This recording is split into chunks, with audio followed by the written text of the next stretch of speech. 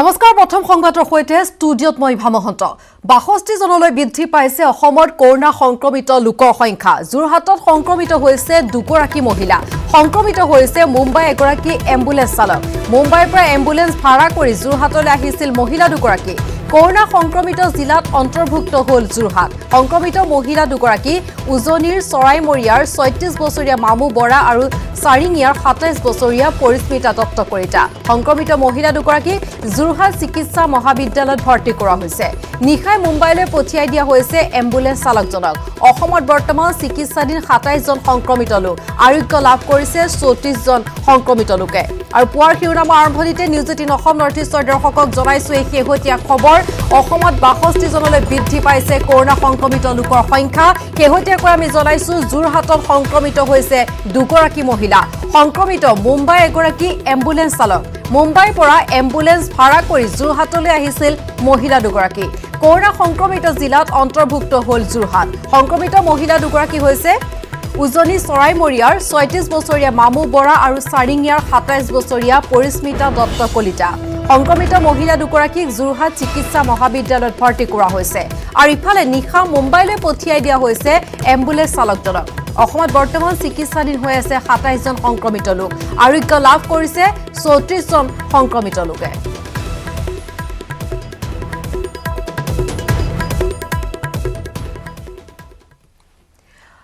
MS47Y4695 number এই এম্বুলেন্সখনতে যোৰহাটৰ ৰোগী দুগৰাকী খুব আহিছে কাৰণ শুকুৰবাৰ বিয়লি কহৰাত প্ৰায় আধা ঘণ্টা যোৰহাটৰ দিশে মুখ কৰি ৰখাই থোৱা দেখা গৈছিল কহৰাৰ এখন হোটেলৰ বাহিৰত বহি আছিল চালকজন কাজিৰঙাৰ পৰা আৰক্ষীয়ে এস্কৰ্ট দি যোৰহাটলৈ লৈ গৈছিল এই এম্বুলেন্সখন আমি পুনৰবাৰ জনা বিচাৰিছো যিহেতু যেটো নম্বৰ আমি কৈছো MS47Y4695 এই নম্বৰৰ এম্বুলেন্সখনতে যোৰহাটৰ ৰোগী দুগৰাকী আহিছিল কাৰণ শুকুৰবাৰ বিয়লি কহৰাত প্ৰায় আধা ঘণ্টা যোৰহাটৰ দিশে মুখ কৰি ৰখাই থোৱা দেখা গৈছিল এই নম্বৰৰ এম্বুলেন্সখনক কহৰাৰ এখন হোটেলৰ বাহিৰত বহি আছিল চালকজন কাজিৰঙাৰ পৰা আৰক্ষীয়ে এস্কৰ্ট দি যোৰহাটলৈ লৈ গৈছিল এই এম্বুলেন্সখন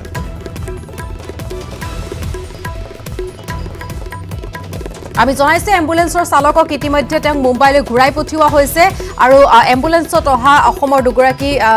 মহিলাৰ কথা আমি উল্লেখ কৰিছো তেওঁলোকক ইতিমধ্যে যোৰহাটত যিটো চিকিৎসাৰ ব্যৱস্থা কৰা হৈছে এই দুগৰাকী সংক্ৰমিত মহিলাক আমি নম্বৰ জনাইছো এম্বুলেন্সখনৰ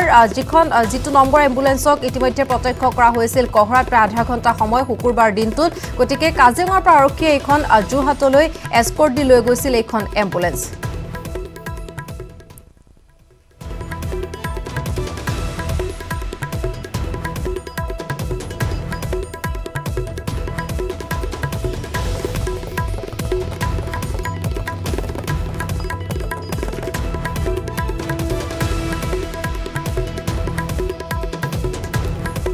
আমি জনাই আছো অসমৰ শেহতীয়া খবৰ যিহেতু পুনৰ আন দুগৰাকী আক্ৰান্ত হৈছে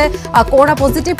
যেটো গৈছে আন দুগৰাকী দেহত আমি শেহতীয়া খবৰ জনাই আছো আৰু যি দুগৰাকী মহিলাৰ কথা উল্লেখ কৰা হৈছে নতুনকৈ আক্ৰান্ত হৈছে আমি জনাইছো ইতিমধ্যে তেওঁলোক মুম্বাইৰ পৰা যিহেতু অসমলৈ আহিছিল আৰু তেওঁলোকৰ লগত আছিল এম্বুলেন্সৰ চালক তিনিজন আক্ৰান্ত এম্বুলেন্সৰ চালকজনক ইতিমধ্যে ঘূৰাই পঠিওৱা হৈছে আৰু মহিলা দুগৰাকীক বৰ্তমান আমি জনাইছো চিকিৎসাৰ ব্যৱস্থা কৰা হৈছে মুম্বাইৰ পৰা তেওঁলোকে এম্বুলেন্স ভাড়া কৰি যোৰহাটলৈ আহিছিল আৰু ইয়াৰ পিছত দেখা গৈছে কৰোনা সংক্ৰমিত জিলাত এই দুগৰাকী মহিলাৰ আক্ৰান্ত হোৱাৰ পিছতে অন্তৰ্ভুক্ত হৈছে যোৰহাট পুনৰ জনাব বিচাৰিছো সংক্ৰমিত মহিলা দুগৰাকী হৈছে উজনি অসমৰ চৰাইমৰিয়াৰ ৩৬ বছৰীয়া মামু বৰা আৰু সাৰিঙিয়াৰ ২৭ বছৰীয়া পৰিস্মিতা দত্ত কলিতা ইতিমধ্যে তেওঁলোকক যোৰহাট চিকিৎসা মহাবিদ্যালয়ত ভৰ্তি কৰোৱা হৈছে আমি জনাই আছো এম্বুলেন্স চালকজনৰ কথা কৰোনা সংক্ৰমিত এইজন এম্বুলেন্স চালকৰ এক ভয়ংকৰ কাণ্ড অসমৰ পৰা উভতা চালকক সিলিগুৰিত আটক কৰা হৈছে কাৰণ সিলিগুৰি এখন ধাবাত আহাৰ গ্ৰহণ কৰি আছিল চালকজনে সংক্ৰমিত চালকজনৰ পৰা বহুলো সংক্ৰমণৰ আশংকা কৰা হৈছে চালকজনে যোৰহাটলৈ এম্বুলেন্স যোগে আনিছিল দুগৰাকী মহিলাক ইতিমধ্যে মহিলা দুগৰাকীৰ দেহতো ধৰা পৰিছে মহামাৰী কৰোনা আৰু তাৰ পিছত যিহেতু এই চালকজনক মুম্বাইলৈ ঘূৰাই পঠিওৱা হৈছিল আৰু উভতি যাওঁতে তেওঁ সিলিগুৰিত অসমৰ পৰা উভতা চালকজনে সিলিগুৰিত এখন ধাবাত আহাৰ গ্ৰহণ কৰি আছিল আৰু সিলিগুৰিত ধাবাত আহাৰ গ্ৰহণ কৰি থকা অৱস্থাত অসমৰ পৰা উভতা চালকজনক সিলিগুৰিত আটক কৰা হৈছে এক ভয়ংকৰ কাণ্ড কাৰণ এই চালকজনৰ পৰা এতিয়া বহুলো সংক্ৰমণৰ আশংকা কৰা হৈছে তেওঁ যোৰহাটলৈ এম্বুলেন্স যোগে দুগৰাকী মহিলাক আনিছিল ইতিমধ্যে মহিলা দুগৰাকী দেহত ধৰা পৰিছে মহামাৰী কৰোনা আৰু তাৰ পিছত উভতি যাওঁতে সিলিগুৰি এখন ধাবাত তেওঁ আহাৰ গ্ৰহণ কৰি আছিল যাৰ ফলতে এক ভয়ংকৰ কাণ্ড হৈ পৰিছে এই চালকজনে ধাবাত আহাৰ গ্ৰহণ কৰাৰ সমান্তৰালভাৱে যেটো উভতনি যাত্ৰাত তেওঁ সংস্পৰ্শলৈ আন বহু লোক আহিছে গতিকে এতিয়া আশংকা কৰা হৈছে যে এইজন চালকৰ পৰা আৰু লোকলৈ সংক্ৰমিত হ'ব পাৰে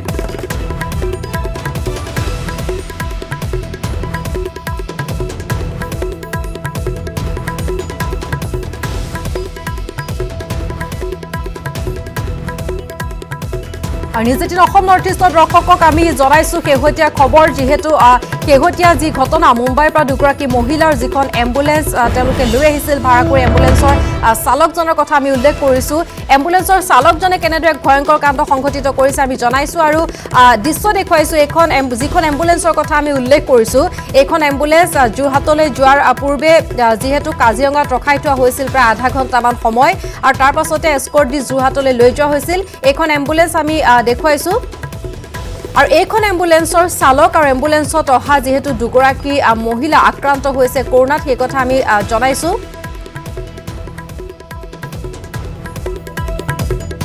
আৰু এইখন এম্বুলেন্সতে আহিছিল দুগৰাকী মহিলাৰ লগতে এম্বুলেন্স চালক আৰু এম্বুলেন্স চালকজনক যেটো যোৰহাটৰ পৰা উভতাই পঠিওৱা হৈছে উভতনি যাত্ৰাত আমি জনাইছো কি এক ভয়ংকৰ কাণ্ড সংঘটিত কৰিছে এই চালকজনে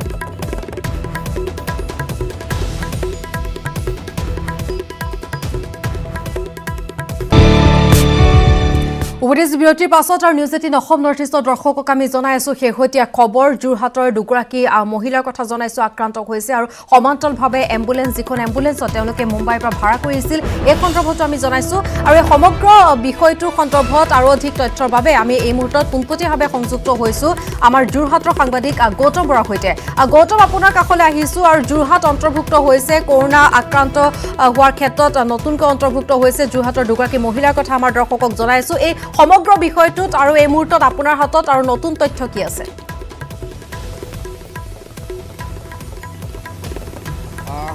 এয়া প্ৰত্যাশিত আছিলে পৰহি আমি এই সন্দৰ্ভত নিউজ18 অসম নৰ্থ ইষ্টৰ বাতৰি সম্প্ৰচাৰ কৰিছিলোঁ যে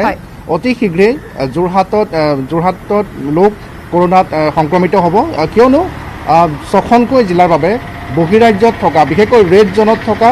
হাজাৰ হাজাৰ লোক যোৰহাটলৈ আহিব কিয়নো উজনি অসমৰ 6খন জিলাৰ বাবে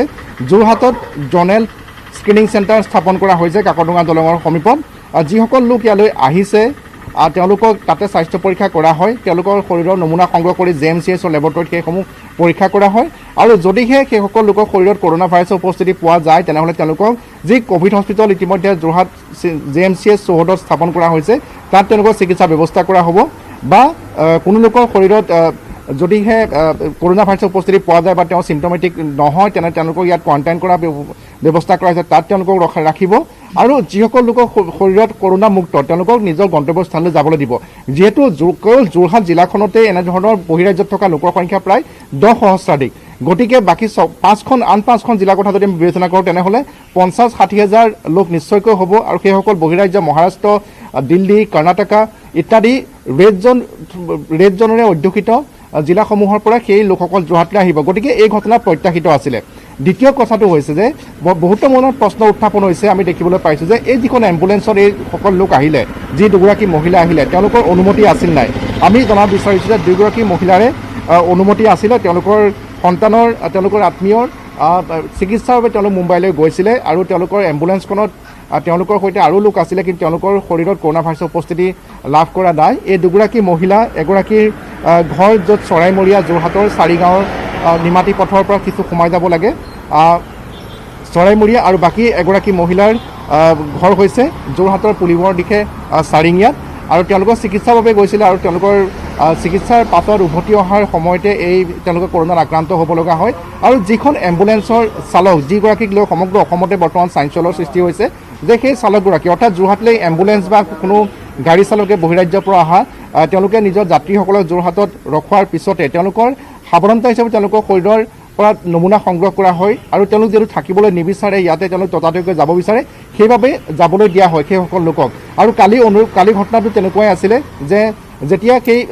মহিলা কেইগৰাকীৰ সৈতে বাকীসকল যোৰহাটলৈ উপস্থিত হয় তেওঁলোকক যি প্ৰট'কল অনুসৰি তেওঁলোকৰ স্বাস্থ্য পৰীক্ষা কৰোৱা হয় বা তেওঁলোকৰ JMCHতে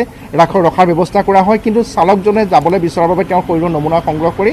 সেই চালকজনক ইয়াৰ পৰা যাবলৈ দিয়া হয় আৰু পিছত কিখিনি ঘটনা ঘটিছে সেয়া এতিয়া সহজেই সকলোৱে জানিব পাৰিছে আৰু ভাল কথাটো হৈছে যে যে যি দুগৰাকী মহিলাৰ শৰীৰত বৰ্তমান COVID-19ৰ উপস্থিতি ধৰা পৰিছে দুগৰাকী মহিলাৰ শৰীৰত কিন্তু কোনো উপসৰ্গ নাই তেওঁলোকৰ শৰীৰৰ অৱস্থা সুস্থিৰ বুলি আমি জানিব পাৰিছোঁ আৰু অৰ্থাৎ তেওঁলোকে হয়তো পৰীক্ষা নকৰাহেঁতেন গমেই নাপালেহেঁতেন যে তেওঁলোকৰ শৰীৰত COVID-19ৰ দ্বাৰা তেওঁলোক আক্ৰান্ত হৈ আছে অৰ্থাৎ তেওঁলোকে বাহক ৰূপে তেওঁলোকে ক্ৰিয়া কৰি আছিলে আৰু ইয়াকে লৈ বৰ্তমান যোৰহাটত আমি কালি নিশাৰ পৰা দেখিবলৈ পাইছোঁ ব্ৰেকিং নিউজত অহাৰ পিছৰ পৰা যোৰহাটবাসী সন্তুষ্ট হৈ পৰিছে যদিহে আমি যোৰহাটৰ ৰাজপথ আজি দেখুৱাব বিচাৰোঁ আপুনি নিশ্চয় দেখি আহিছে বিগত তৃতীয় পৰ্যায়ৰ লকডাউনৰ আৰম্ভণিৰ দিনটোৰ পৰাই যে আমি যোৰহাটৰ পৰা পোনপটীয়া সম্প্ৰচাৰ কৰি আহিছোঁ যে গুটকাৰ বাবে চিনেমা হলত ভিৰ কৰাৰ দৰে ৰাইজে ভিৰ কৰিছিলে মদৰ দোকানত ভিৰ কৰিছিলে বজাৰত ভিৰ কৰিছিলে ৰাজপথত পাৰ্কিং প্লেচৰ অভাৱ হৈছিলে কিন্তু আজি সম্পূৰ্ণ পৃথক দৃশ্য যিহেতু কৰোনা ভাইৰাছৰ দ্বাৰা যোৰহাটত দুগৰাকীকৈ মহিলা আক্ৰান্ত হোৱাৰ খবৰ বিয়পি পৰাৰ পিছৰে পৰা কেৱল চাকৰিৰ খাতিৰত যিসকল লোক ওলাই আহিব লাগে বা চিকিৎসা বা বিশেষ যিসমূহ অত্যাৱশ্যকীয় সেৱা আছে সেই সেৱাসমূহলৈ জড়িত লোকসকলক বাদ দি কিন্তু আজি যোৰহাট নগৰখনৰ জনসমাগম অতি সেৰেঙা আজি আমি দেখিবলৈ পাইছোঁ ইও হয়তো এক শুভ লক্ষণ হ'ব পাৰে কিন্তু আমি জনাব বিচাৰিছোঁ যে যোৰহাটবাসী ৰাইজক যে এয়া প্ৰত্যাশিত আছিলে আৰু ইয়াকে লৈ ভয় খোৱাৰ কোনো প্ৰয়োজন নাই আৰু এটা কথা বহুতে মন্তব্য কৰিছে যে আমি কৰোনা ভাইৰাছৰ সৈতে সহাৱস্থান কৰাৰ বৰ্তমান এক চেষ্টা চলাব লাগিব কিয়নো যেতিয়ালৈকে ভেকচিন নোলায় বা ইয়াৰ ঔষধ নোলায় তেতিয়ালৈকে কৰোনা ভাইৰাছ থাকিবই আৰু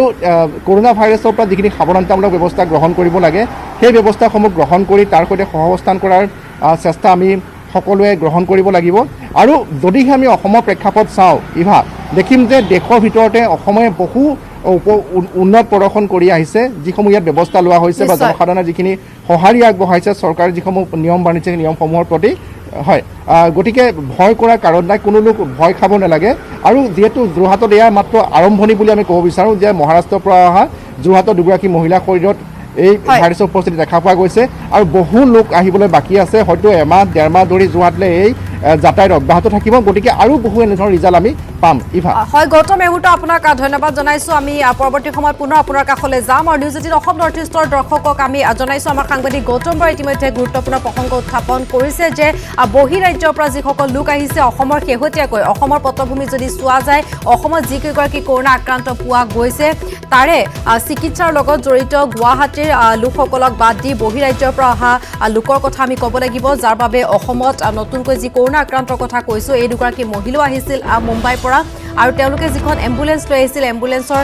চালকজনো আহিছিল মুম্বাইৰ পৰা তেওঁৰ দেহত আছিল কৰোনাৰ অৱস্থিতি তাৰ পাছতে এই দুগৰাকী মহিলা সংক্ৰমিত হয় আৰু তাৰপিছত আমি এই মুহূৰ্তত যিখন এম্বুলেন্স লৈ তেওঁলোক আহিছিল আমি সেই দৃশ্য পুনৰবাৰ দেখুৱাইছোঁ আৰু জনাইছোঁ যে এম্বুলেন্স চালকৰ ভয়ংকৰ কাণ্ডৰ কথা কাৰণ যোৰহাটৰ পৰা যেতিয়া তেওঁক মুম্বাইলৈ উভতি যাব দিয়া হৈছিল উভতনি যাত্ৰাত তেওঁ যিহেতু আমি জনাইছোঁ যে শিলিগুৰিত কিদৰে এখন ধাবাত তেওঁ আহাৰ গ্ৰহণ কৰিছিল যাৰ ফলত এতিয়া এই চালকজনৰ পৰা আৰু অধিক লোক সংক্ৰমিত হোৱাৰ আশংকা কৰা হৈছে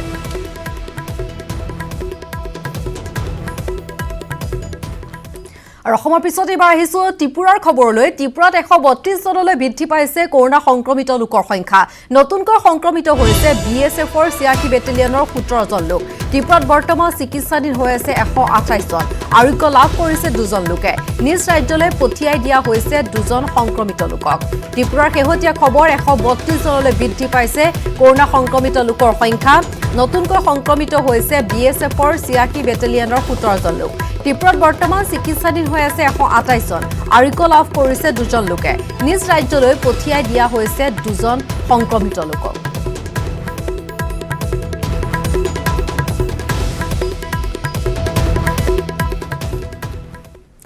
পৰৱৰ্তী খবৰ বাঘৰ সৈতে টিকটক কৰি আৰক্ষীৰ জালত পৰিছে 2 যুৱক বাঘৰ সৈতে সেলফি তুলি টিকটকত দিছিল গুজৰাটৰ এজন যুৱকে জীৱ-জন্তুৰ সৈতে টিকটক কৰাত থকা বাধা নিষেধৰ বাবে টিকটক কৰা এই যুৱকৰ লগতে কেমেৰাত ফটো তোলা সতীৰ্থকো গ্ৰেপ্তাৰ কৰা হৈছে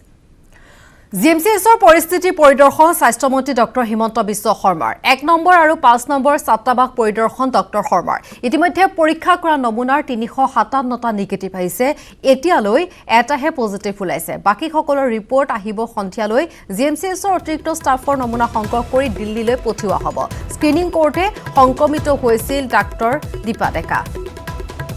তাৰ পাছতে জিএমচিএছৰ পৰিস্থিতি পৰিদৰ্শন কৰে স্বাস্থ্যমন্ত্ৰী হিমন্ত বিশ্ব শৰ্মাই 1 নম্বৰ আৰু 5 নম্বৰ ছাত্ৰাবাস পৰিদৰ্শন কৰে আৰু ইতিমধ্যে পৰীক্ষা কৰা নমুনাৰ 357টা নিগেটিভ আহিছে এতিয়ালৈ এটা পজিটিভ ওলাইছে বাকি সকলৰ ৰিপৰ্ট আহিব আজি সন্ধিয়ালৈ জিএমচিএছৰ অতিৰিক্ত ষ্টাফৰ নমুনা সংগ্ৰহ কৰি দিল্লীলৈ পঠিওৱা হ'ব স্ক্ৰিনিং কৰোঁতে সংক্ৰমিত হৈছিল ডাক্তৰ দীপা ডেকা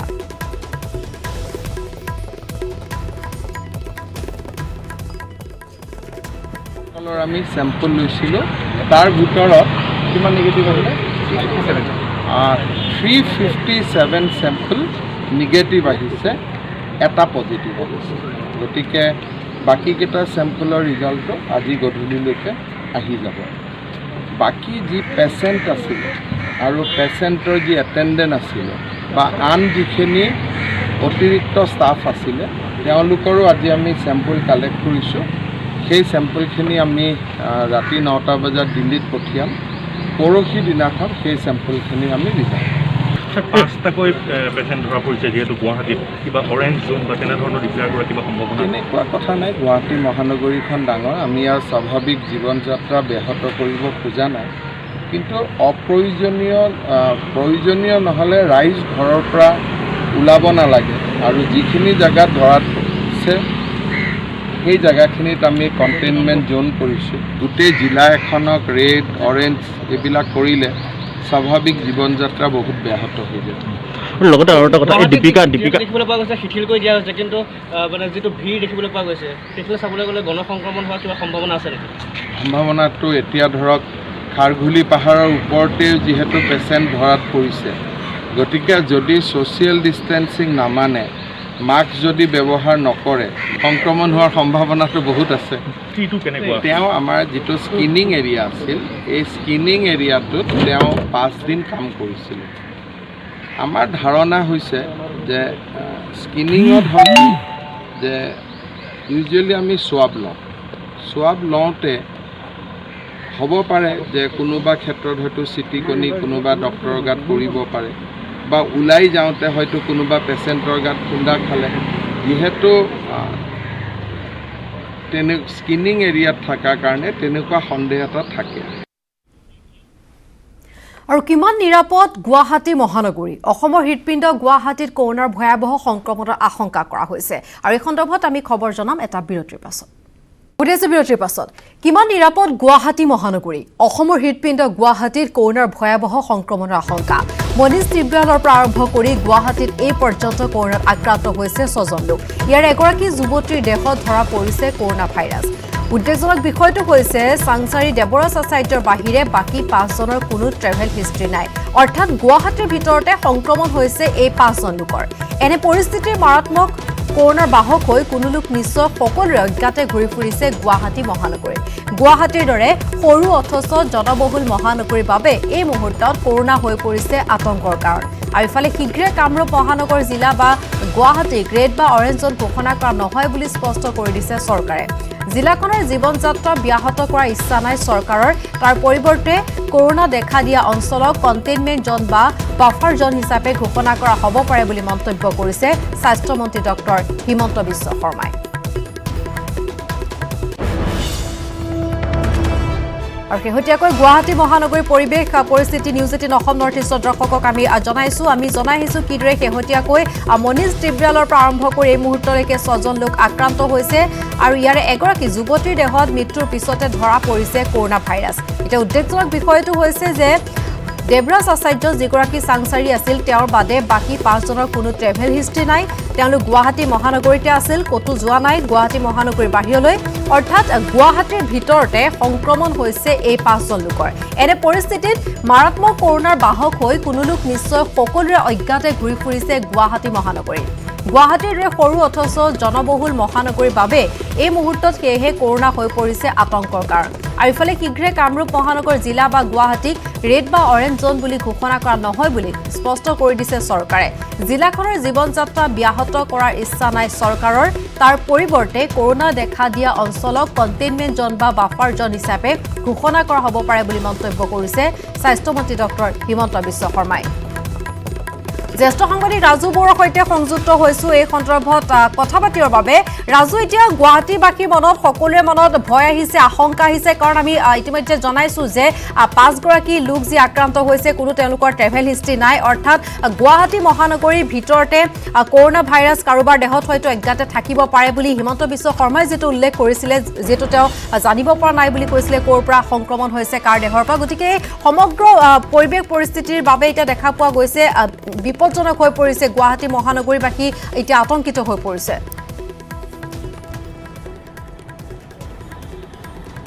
সঁচাকৈ চাওক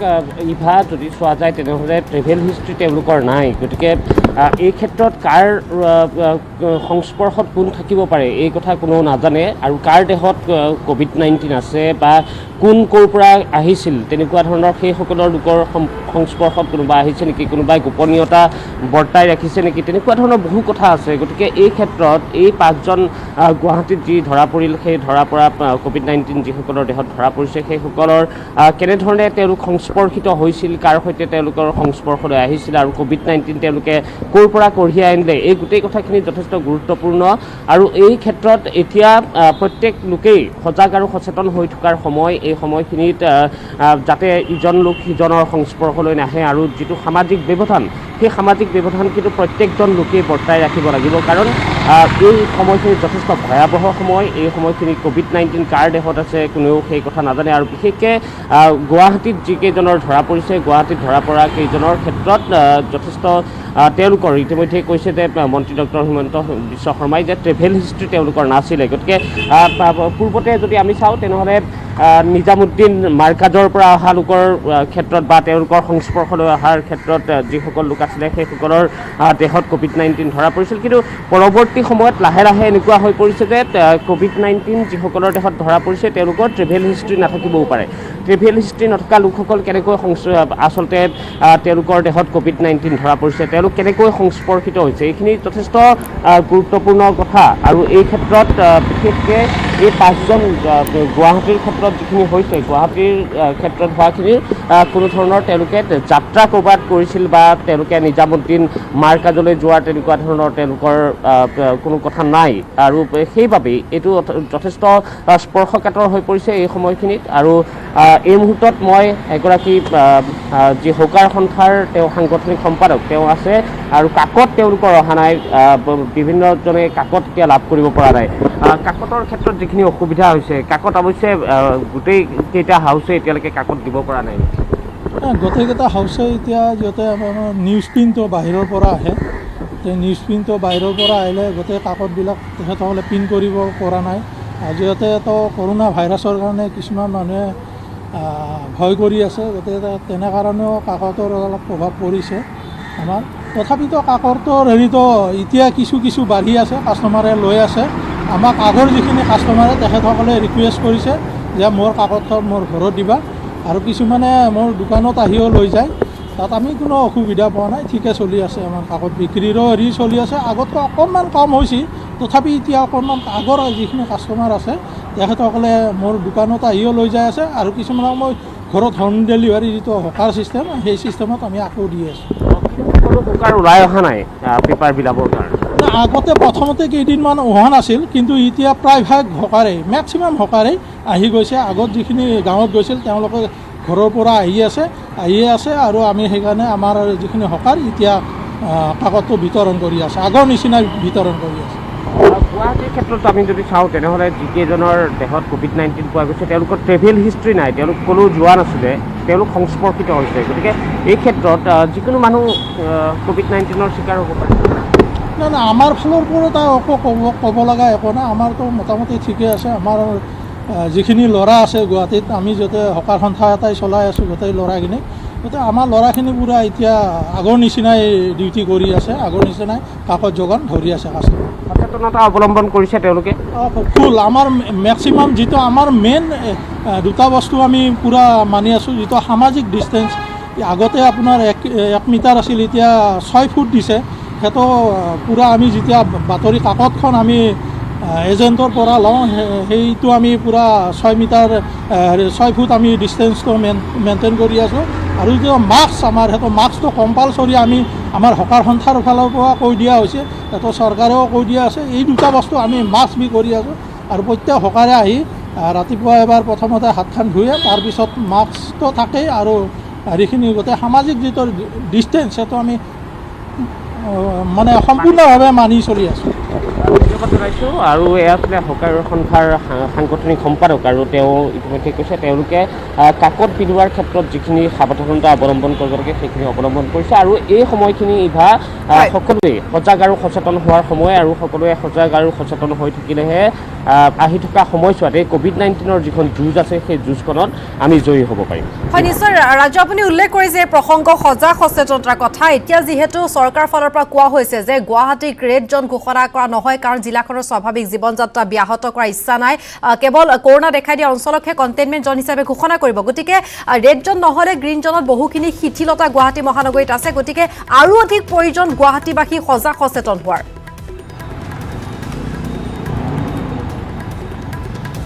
ইভা নিশ্চিতভাৱে আৰু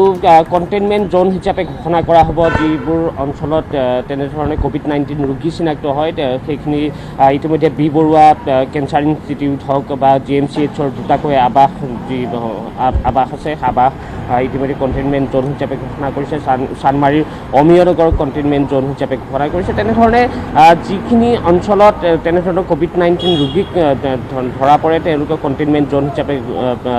ৰখা হ'ব। কিন্তু ইয়াৰ এই ক্ষেত্ৰত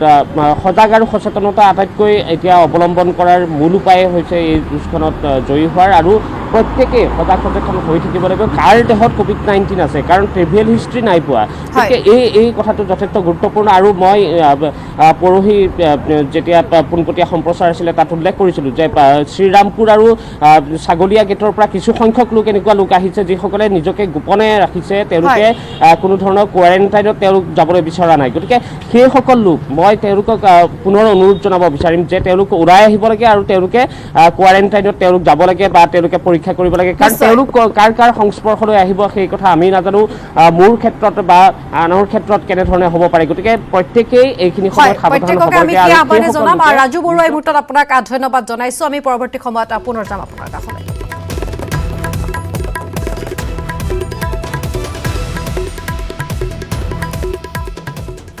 আৰু ইফালে বৰপেটা চহৰৰ দুজনক হোম কোৱাৰেণ্টাইন কৰা হৈছে। গুৱাহাটীৰ বি বৰুৱা কেঞ্চাৰ হস্পিটেলৰ সৈতে সম্পৰ্ক স্থাপন হোৱা বৰপেটা চহৰৰ দুজন ব্যক্তিক হোম কোৱাৰেণ্টাইন কৰা হৈছে। আৰু ইয়াকে লৈ বৰ্তমান বৰপেটা জিলাৰ হোম কোৱাৰেণ্টাইনত থকা লোকৰ সংখ্যা 223 জন হৈছে। ইয়াৰে 81 জনে ইতিমধ্যে 14ৰ পৰা 27 দিন অতিক্ৰম কৰিছে। 28 দিন সুকলমে অতিক্ৰম কৰা 2293 জনক স্বাস্থ্য পৰীক্ষাৰ পিছত কোৱাৰেণ্টাইনৰ পৰা মুকলি কৰি দিয়া হৈছে। বৰপেটাৰ ফকৰদ্দিন আলী আহমেদ চিকিৎসা মহাবিদ্যালয় হস্পিটেলত কোৱাৰেণ্টাইন হৈ আছে 26 জন লোক।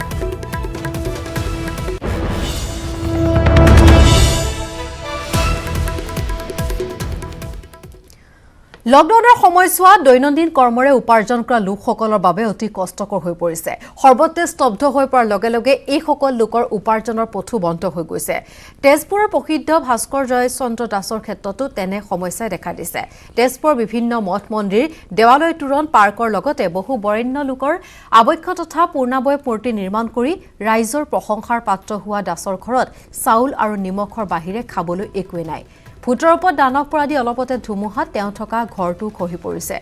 তীব্ৰ আৰ্থিক সংকটত ভোগা দাস বঞ্চিত হৈ আছে চৰকাৰী সা সুবিধাৰ পৰা। উল্লেখ কৰিব পাৰি যে গুৱাহাটীৰ নেহেৰু পাৰ্ক, বাইহাটা চাৰিআলিৰ মদন কামদেৱ মন্দিৰৰ তোৰণ, গুৱাহাটী ভৰলুমুখৰ শংকৰ উদ্যান, হাজোৰ আদৰণি তোৰণ, হাজোৰ মাধৱ মন্দিৰৰ মূল তোৰণ, ধেমাজিৰ আদৰণি তোৰণ, কলিয়াবৰ মহকুমা কাৰ্যালয়ত মুক্তিযোদ্ধাৰ মূৰ্তি, শিলঘাটত গান্ধীৰ পূৰ্ণাংগ মূৰ্তি, ডিব্ৰুগড় মহাত্মা গান্ধী উদ্যান আদিকে ধৰি ৰাজ্যৰ ভিন্ন প্ৰান্তত নিপুণ হাতৰ চানেকি দাঙি ধৰিছে এইগৰাকী ব্যক্তিয়ে। কৰ্মচাৰীবোৰ অহা নাই, যিবোৰ কাম কৰা মোৰ লগত তেওঁলোকে আহিব নোৱাৰে তাৰপিছত তাৰ কাৰণে পাইপ পইচাৰ অসুবিধা আছে, চলিবলৈ অসুবিধা আছে। এনেকুৱা হঠাতে ধুমুহা আহিল, ধুমুহাই ঘৰ ভাঙিলে, তাত কিছুমান অসুবিধা হৈ পৰিছে। ঘৰ সম্পূৰ্ণ কামেই বন্ধ, তেনে কামবিলাক তেনেকৈ অহা নাই, কাম কৰা মানুহবোৰ অহা নাই আৰু তেনেকুৱা চলাবলৈও মানুহ অসমৰ্থ হৈ আছোঁ। আৰ্থিক সমস্যাও দেখা দিছে। আৰু পুৱাৰ খবৰেৰে প্ৰথম সংবাদ অব্যাহত থাকিব এটা বিৰতিৰ পাছত।